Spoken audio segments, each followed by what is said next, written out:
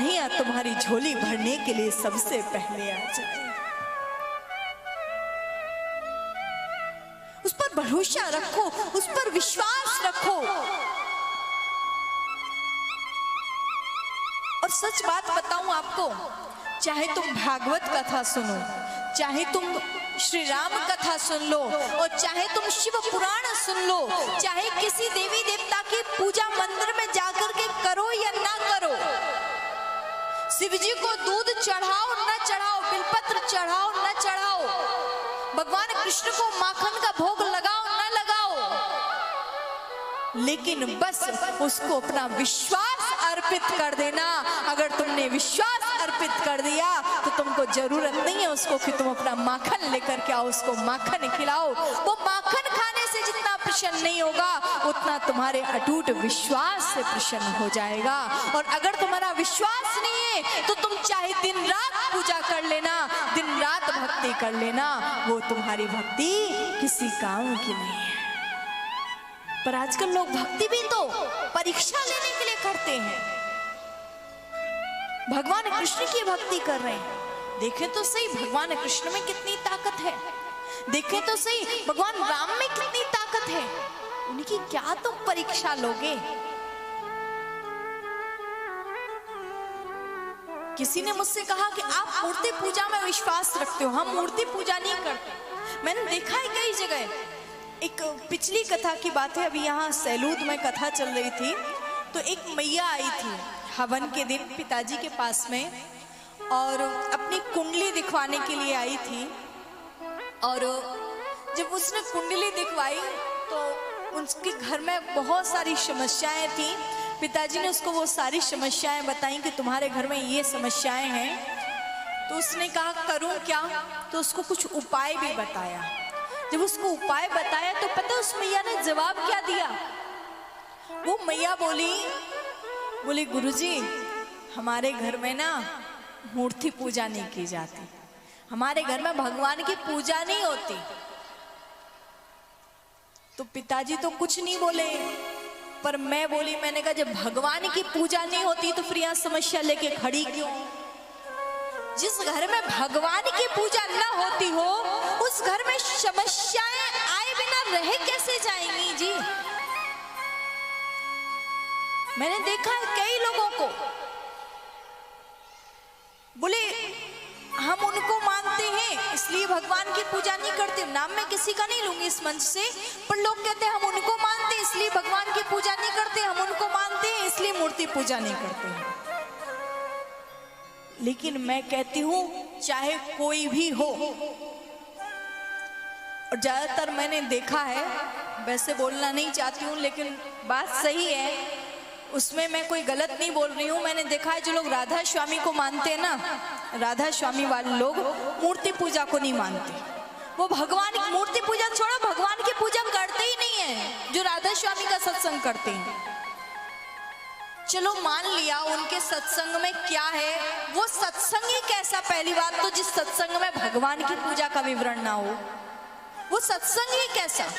दूसरी बात मान लिया चलो वो कहते हैं भगवान की पूजा मत करो, नाम क्या है, राधा स्वामी, नाम क्या है, राधा स्वामी। और मैंने देखा है बहुत जगह छोटे छोटे गांव में भी ना उनका एक सत्संग स्थल बना होता है, राधा स्वामी सत्संग भूमि। नाम तो है राधा स्वामी और शिक्षा क्या दी जा रही है, भगवान की पूजा मत करो। यानी जो राधा रानी के स्वामी है, राधा स्वामी का अर्थ क्या हुआ, जो राधा रानी के स्वामी है, जो राधा रानी के ही नाम का खा रहे हैं, राधा रानी के ही नाम पर जी रहे हैं, और वो उन्हीं के लिए शिक्षा देते हैं कि उन्हीं का नाम न जपो क्या उनका कल्याण होगा। लेकिन मैं कहती हूं विश्वास रखो, और ये बात सत्य है, जिस घर में भगवान की पूजा नहीं होती है उस घर में अशांति रहती ही रहती है। आप चाहे कुछ कर्म करो या ना करो, लेकिन सुबह उठ करके सबसे पहले, मैंने देखा कई लोगों के यहाँ पर जाती हूँ तो उनके यहाँ पर मैंने देखा कई जगह मंदिर तो बहुत बड़ा बना होता है, बहुत बड़ा मंदिर है, मूर्ति भी रखी हुई है, ठाकुर जी भी बैठे हुए हैं, लेकिन ठाकुर जी के ऊपर जाला लगा हुआ है। ठाकुर जी के ऊपर जाला लगा रहता है। ठाकुर जी जिस पोशाक को पहने हुए हैं वो पोशाक ऐसा लगता है जैसे महीनों से उस पोशाक को बदला ही नहीं गया, वो पोशाक को चेंज ही नहीं किया गया है। मंदिर में धूल जमी हुई है और फिर आप कहो कि मेरे घर में लक्ष्मी नहीं रुकती, मेरे घर में सुख शांति नहीं रहती। कहां से रहेगी आपके घर में सुख शांति?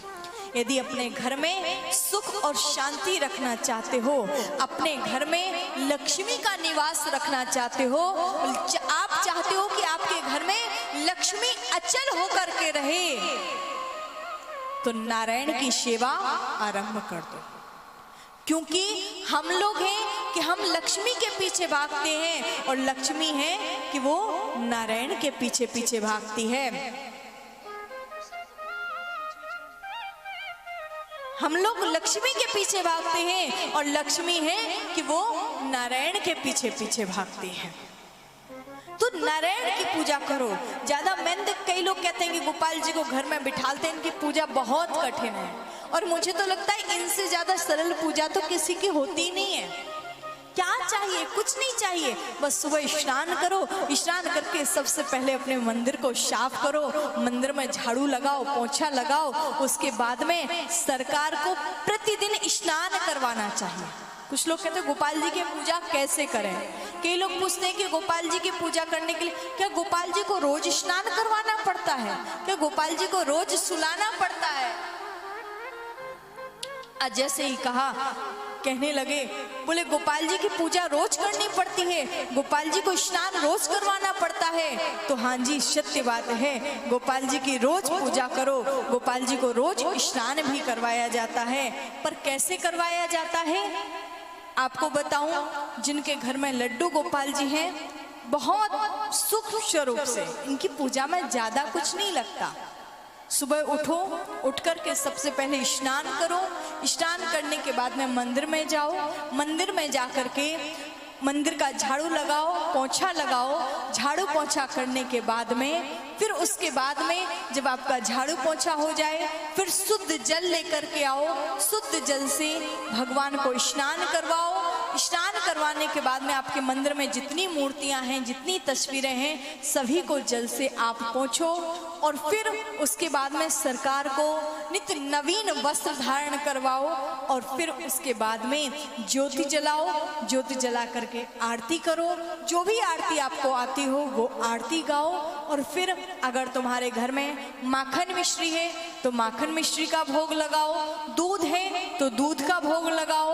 और अगर आप भोजन बनाते हो, बिना प्याज लहसुन का जो भोजन बनता है, उस बिना प्याज लहसुन के भोजन का सरकार के लिए भोग लगाना चाहिए। बस इतनी सी सेवा सरकार की है। दोपहर में जो भोजन पाते हो वो सरकार को भोग लगाओ। शाम के समय संध्याकालीन बेला में ज्योत जलाओ और दूध का भोग जरूर लगाना चाहिए। संध्याकालीन बेला में दूध का भोग जरूर लगाना चाहिए। दूध का भोग लगा करके और फिर सरकार को रात्रि में उनके वस्त्रों को निकालो।